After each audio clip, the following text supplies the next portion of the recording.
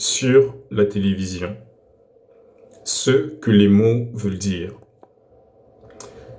Sur la télévision, part en réalité de l'approche de deux ouvrages, deux thématiques aussi abordées, traitées par le philosophe à la fois sociologue Pierre Bourdieu, qui donc écrivait sur la télévision, suivi de l'emprise du journalisme. Deuxièmement, un autre écrit, si j'ose dire, un autre livre, savoir ce que parler veut dire, soit l'économie des échanges linguistiques. Selon Wikipédia, l'appareil permettant d'afficher des images d'un programme est dénommé téléviseur, ou par métonymie télévision, ou par apocope télé, ou par siglaison TV. On sait ce que c'est. Même si aujourd'hui les formes sont assez diverses, le principe n'en est pas moins similaire. Le téléviseur était anciennement nommé télétroscope ou téléphote. À partir de là, nous allons lire sur la télévision et transcrire épitéléphote ou épitéléphotes.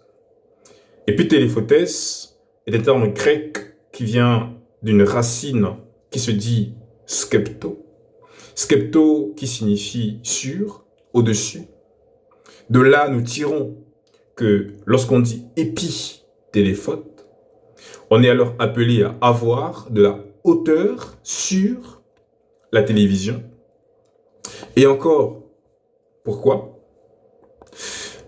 Parce que skepto, certes, veut dire sur au-dessus, et encore skepto, a une autre façon d'être écrite, où on distinguera le skepto avec le eta en grec, et le skepto avec un epsilon en grec aussi, qui tous deux, en français, renvoient à un e.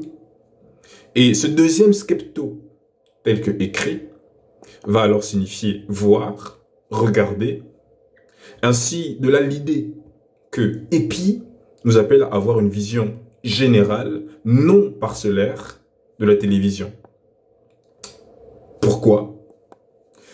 Parce que, non plus ici que dans le dernier skepto, ce terme va s'écrire d'une autre façon, mais simplement que, parce qu'il est polysémique, il va alors avoir un autre sens qui est ici celui de fixer, de marcher en s'appuyant sur. Ainsi, ce dernier skepto est alors un appel de la découle l'idée d'avoir recours à la télévision pour déterminer sa façon de vivre.